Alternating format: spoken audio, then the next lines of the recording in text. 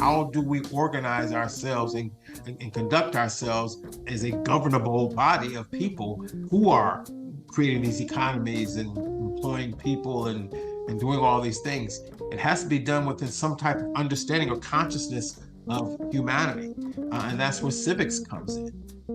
Welcome to EdFix, your source for insights about the promise and practice of education. I'm your host, Michael Foyer. I'm the Dean of the Graduate School of Education and Human Development at the George Washington University. I am more than delighted today to be speaking with Dr. Raymond Pierce, President and CEO of the Southern Education Foundation, which is known as SEF. Raymond leads a very historic mission to advance educational opportunities for African American and other low-income students, primarily in the southern states. Since becoming the head of the organization in 2018, SEF has already launched many initiatives in early childhood education, educational innovation, and has refocused and re-intensified its efforts on issues related to school desegregation. Raymond also leads SEF's engagement with the U.S. Department of Education in their Equity Assistance Center South. Raymond came to this position after already quite an accomplished career. He's been the Dean of the School of Law at North Carolina Central University. He had served as Deputy Assistant Secretary in the U.S. Department of Education's Office for Civil Rights, has been a partner in the business practices at law firms such as Baker Hostetler and Nelson Mullins, and he has represented many clients in higher education. He began his career as a civil rights attorney in Little Rock, Arkansas. Currently, Raymond serves on the board of visitors of the School of Education at one of our neighboring institutions here in Washington, Howard University, and is also on the board of advisors of the National Student Support Accelerator. He's involved in a number of activities of the National Academy of Education. He is a permanent member of the Fourth Circuit Judicial Conference and is a visiting professor of public policy and political theology at the Duke University Divinity School. Raymond has a bachelor's degree in English from Syracuse University, his law degree from Case Western, and a master's degree from Duke University Divinity School. Welcome, Raymond. And if I continued reading your bio, we wouldn't have time to talk about all the issues that we're getting together to talk about. But it's a pleasure to have you here on EdFix. Thank you, Michael. I'm honored to be on your program. Well, look, let's get right into it if we can. I want our listeners to know more about the Southern Education Foundation. Can you give us a kind of overview, a tourist's guide to the Southern Education Foundation? Well, thank you, Michael. I'd be more than happy to do that. You did touch upon our work, but when you think about the Southern Education Foundation, it's best to do it within context of the nation's history with regard to African Americans. The Southern Education Foundation was founded. The work actually started during the Civil War as the Northern Army was freeing enslaved individuals throughout the South, particularly in the Carolinas, and white plantation owners were abandoning their lands. If you remember that Freedmen's Bureau was created, the Bureau of Abandoned Lands, Refugees, and Freedmen. Well, at that time, the generals, General Sherman being one of them, employed philanthropy up north to set up schools in the South. Because you have these large populations of people who were following the army and their advance back up north, and they were not literate, they were not educated. So it was actually the generals who thought, hey, the first thing we got to do for these people is get them educated. So schools were being set up throughout the South and coastal areas, primarily wherever the army was going through.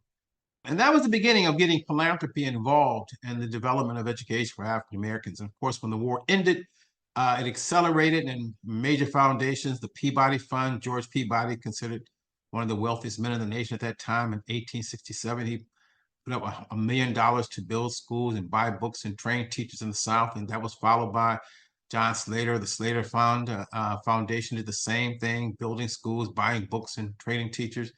And then out of Philadelphia, the Jeans, Anna Jeans, herself considered one of the wealthiest women in the nation, and an abolitionist, quite frankly, and a member of the anti-slavery societies. She put up $1 million, primarily focused on the training of Black teachers.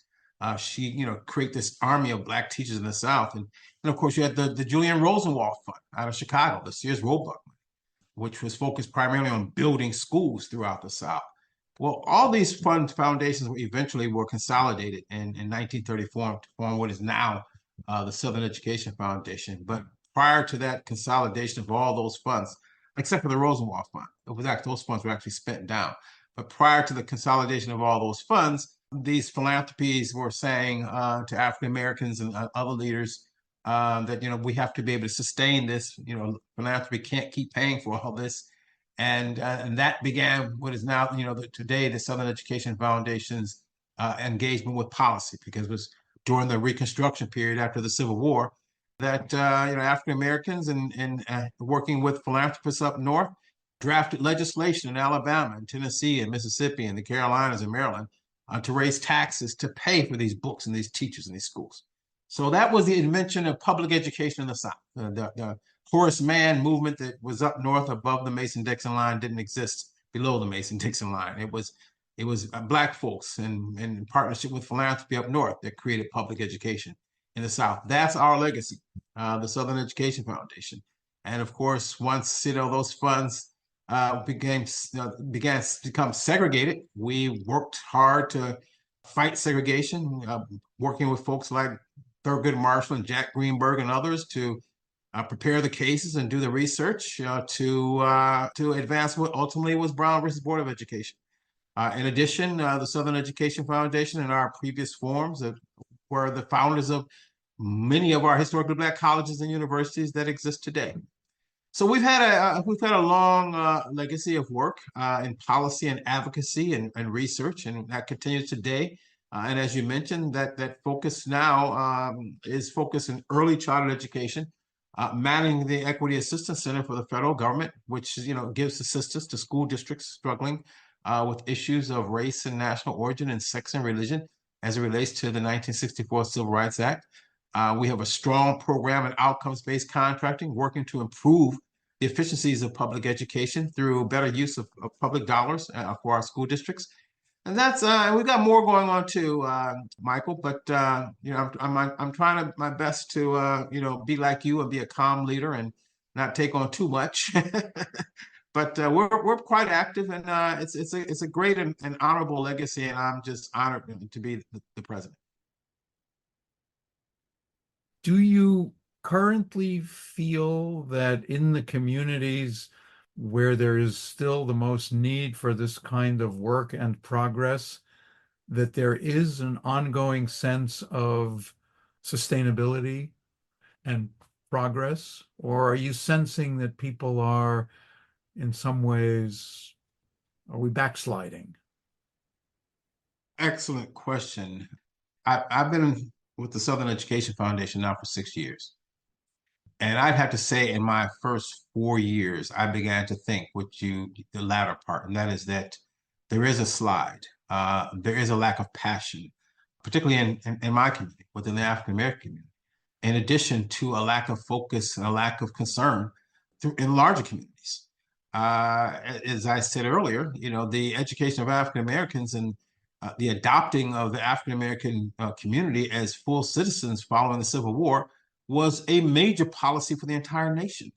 Thus, all this philanthropic work and the creation of these bureaus to heal the nation and bring us together, that lasted for a good 50, 60, 70 years, following the war. I, for a long time, did not sense that sense of urgency in my first 4 years here at the Southern Education Foundation. However, I have been so encouraged in the last, 16 months by young people, by the younger generation that are focused on these issues of equity, focused on these issues of combating lack of opportunity. It's so impressive. These young folks who were not even born When I was a civil rights attorney, they don't really know the names of the people that I mentioned, but they know wrong when they see it. They know inequity when they see it, and they are pulling themselves together in collaboratives and associations and providing leadership. It is so impressive, and it is so encouraging. So to answer your question, yes. Can there be more? Yes, I'm inspired. Can there be more of this? Absolutely. Do we need more of it? Absolutely, because the opposition, the subculture in this nation to retreat, the subculture in this nation that somehow believes that the advancement of one of people who have been oppressed for centuries, that their advancement, their opportunity somehow is a threat to their position. Those subcultures are being elevated today in our policies, in our politics. And so the need to oppose it is great. But yes, I see a lot of hope. I'm very encouraged, and so yes, to answer your question, I do see it. Well, I think what I'm hearing is something that matters greatly to me, and I think it might actually be something that could attract even more resonance maybe than it does, which is the idea that there's a moral basis for fixing our problems of inequality, and there's an economic basis, and that to the extent that, as you put it, most people, let's assume, are good, there is the moral imperative to correct some of the wrongs that we have inflicted over these centuries. And at the same time, there's an economic rationale, which is that everybody is made better off. Absolutely. What's your sense of, leaving aside for a moment the tragedy of the pandemic, which in many ways so interrupted whatever might have been going on? Is it your sense that we have been making progress both on, let's say, the moral imperative, more people believing in the importance of equality, and in the economics of it, that is, more people actually advancing in life, career, income, etc.? Yes, so not without its opposition. Let me touch on that economic point, Michael, if I may. And you know this history as well as I do. You know this history better than I do. Education in this nation began always as a privilege for the privileged. If you wanted your child to be educated, you had to hire a teacher. You had to pay for a teacher or send them to the local church that would teach them to read and write and add. There was no mass education. There was or universal education, today what we call public education. In fact, there was opposition to it. It was opposition to raising funds to pay for education.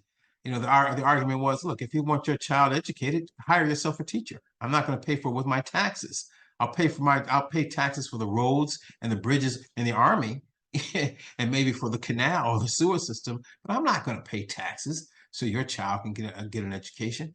But who can deny that this raising of taxes to pay for mass education has not been to the extreme benefit of this nation? I mean, you can't even measure it. Where this nation is now because of the opportunity afforded by public education, massively educating all these populations so they can read and write and learn, and then add to the economy, get jobs, make businesses, build economies. This nation was made great by that, in large part by that.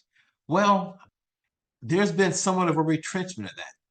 And that old, that feeling that, if people want that benefit, if they want that opportunity, they can pay for it themselves. If they can't pay for it, too bad for them. That's never gone away. It's never gone away. Those flames get fanned from time to time, and we see them now. Fortunately, again, and I stand by it, Michael, I do believe that there is a strong culture in this nation against that still believes that opportunity for all is what's best for civilization, whether it's this country or any other country. I still believe that. I want to now ask you something about uh, my sense is that there has been, for all kinds of reasons, a revival of public interest in the scope and breadth of what we are actually teaching in our K-12 system.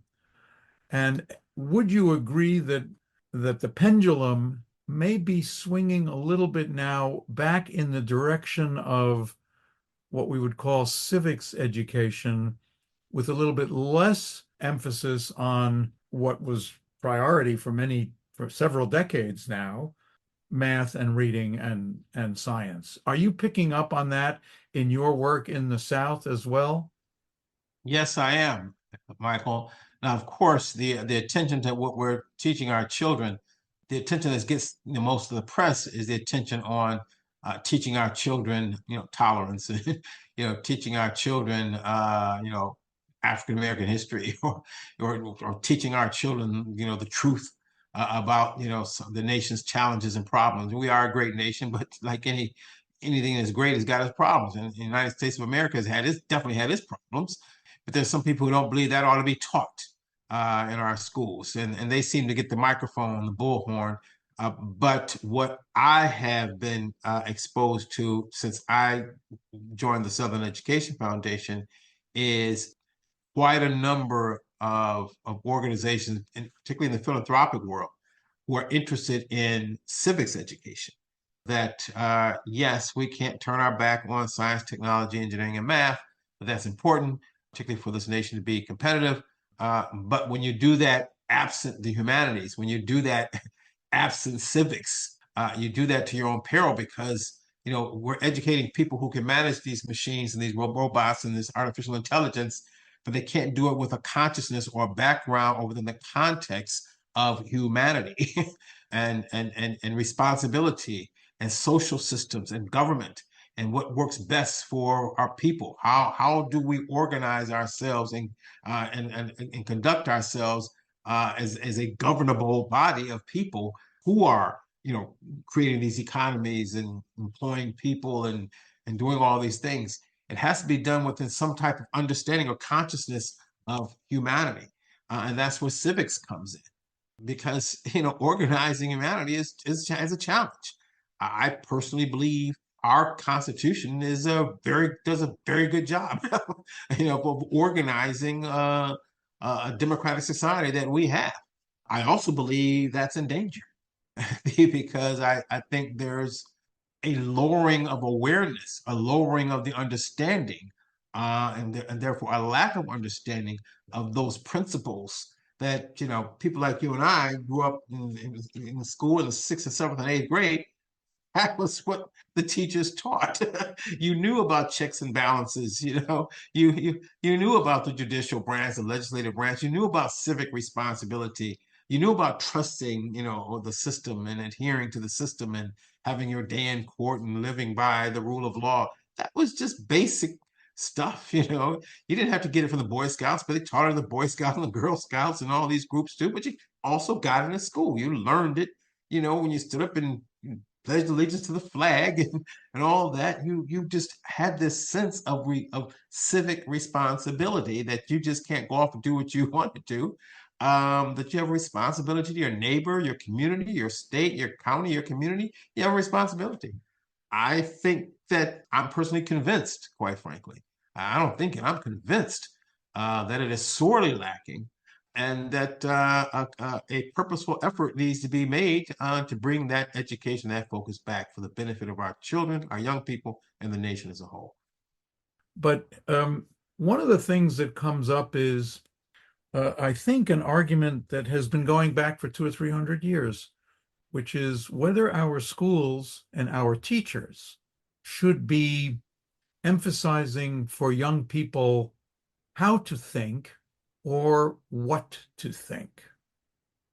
And it's been my perhaps naive illusion for some time that in the US, we tended in the direction of preferring schooling as a place for young people to learn skills of thinking so that they could then reach their own judgments about where they come down on certain issues. I was recently challenged on that by a historian of education who said, actually, when you look at the history, there's been much more indoctrination Yeah. in our schools, then might uh, where do you think we were and where do you think we are now in that tension between what's the role of the teacher? Well, I mean, I'm very aware of that tension, and I understand that. But the lawyer in me says, okay, how are you defining indoctrination? How are you defining that? Now, obviously, any responsible educator or education system of education has to teach young people how to think. Critical thinking skills are, yeah, critical. And that's on display now. Where some of the things I hear coming out of people's mouths, and they say, "Well, Raymond, I read it's on the internet, therefore it must be true." And I said, well, in the old days, when you did your book report, you had to list your references. So where are you getting this information from? Critical thinking, challenging the authority. What's the authority for the statement? I believe schools must teach that. If you are educated, if you are attempting to impart knowledge, you have to train people how to question it and say, okay, where's that come from? What's the reference? What's the source for that? Okay, yeah. You know. Now, on the other hand, how are we defining indoctrination? Now, I would say, yeah, okay, I would agree with this individual. Yes. Is pledging allegiance to the flag in some way indoctrinating individuals to allegiance to the United States? Yes. Is that a bad thing? I don't think so. That's a bad thing. I think it's a good thing. Teaching people, our young people, about our two-party system here in this nation, if you can call that anymore. Teaching this nation about our two-party nation system. Is that indoctrinating? Perhaps, because some people may say, well, there shouldn't be a two-party. Yeah, but I think that's a good thing. It's the reality. A lot of what I hear people saying is indoctrination is just, are telling people the facts, the realities. Now, I do say that educators do comment on what they believe is right and wrong. They do comment on is right and wrong. And that I can see as some folks thinking, some parent thinking, okay, you're crossing the line into what I believe. I'll never believe I was in the second grade and this is back in the 60s, and some little girl's father came in to challenge the teacher about something that we were taught in school. Okay, I get that. That's a parent's right. But I don't think that as a nation, in fact, I strongly believe, Michael, that as a nation, any elevation of civics, and I'm using a basic understanding of civics, I don't think any elevation of a basic understanding of civics classifies as indoctrination. I don't believe that in the harmful sense of the word. I don't believe that. We have a long-standing tension in the United States between individual rights and liberties that we cherish and a kind of pursuit of something that might be called the public or the collective good. We have this ongoing, you go to the US Congress and you can see the Great Seal, e pluribus unum. So there's the tension. We want to encourage a lot of differentiation, and we also have this idea of some kind of unum, some kind of a common shared set of values. When it comes to something like the big debate that we have had for 40 years, which now just culminated in another Supreme Court decision, and that's the debate about preferential admissions to higher education.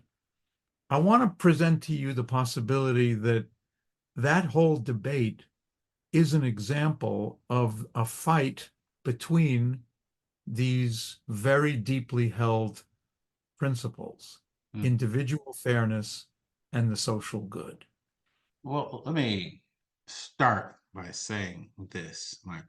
Although I do believe that there are some genuine beliefs, that there are some who hold genuine beliefs contesting policies such as affirmative action admissions or race conscious admissions for diversity purposes, putting aside the argument for reparations, because I'm old enough to remember Bakke, and nobody when I was growing up, and I was in college at the time, thought the Bakke case was about diversity.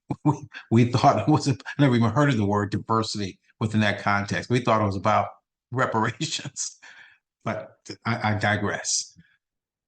Although I think there is a portion of population that genuinely believes that the interests of a few are transgressing or the interests of others.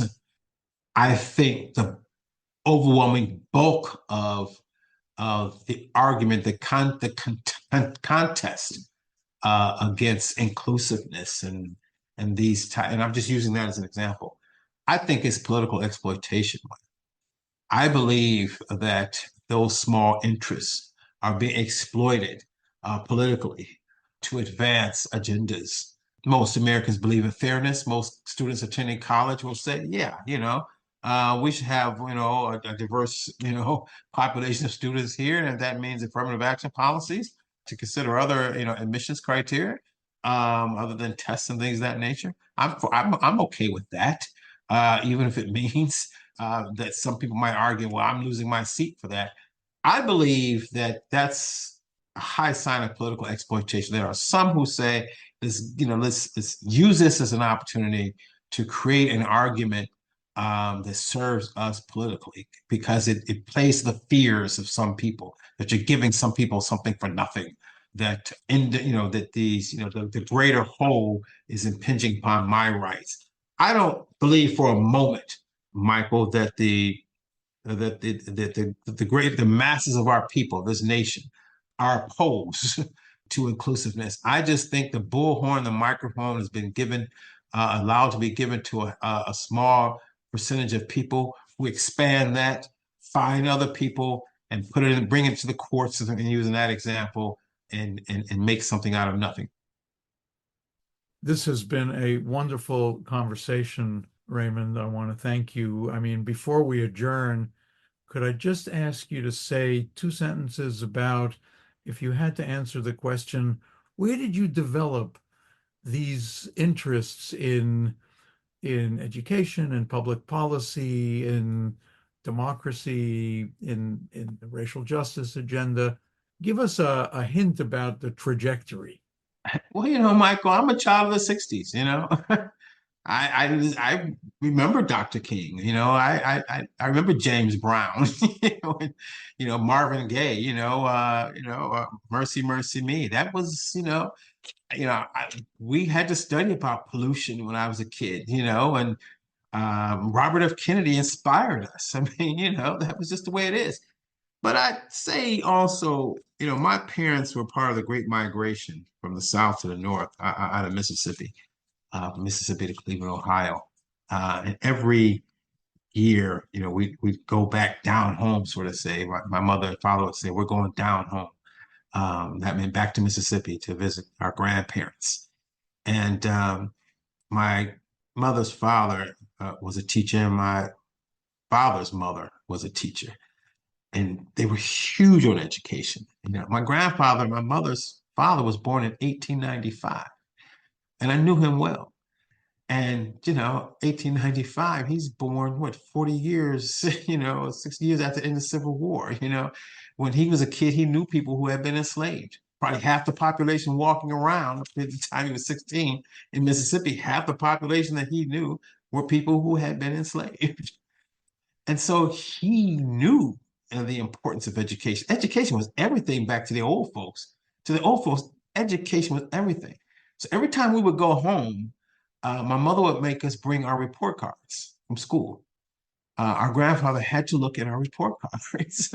And we go from Cleveland, Ohio to Lexington, Mississippi, and Holmes County, Mississippi, in the Delta, bringing these report cards to my grandfather, who, by the way, was instrumental in getting a Rosenwald school located in Lexington, Mississippi. You know the history of the Rosenwald schools. And he would look at them and he would, correct our language, tell us to stand up straight. So education was important. It just was important. And I guess growing up in the 60s, the Black Nationalists, the Black Panthers, Robert F. Kennedy and, Martin Luther King and Marvin Gaye singing all these songs, it just was what it is. Now, I wanted to be a corporate guy too.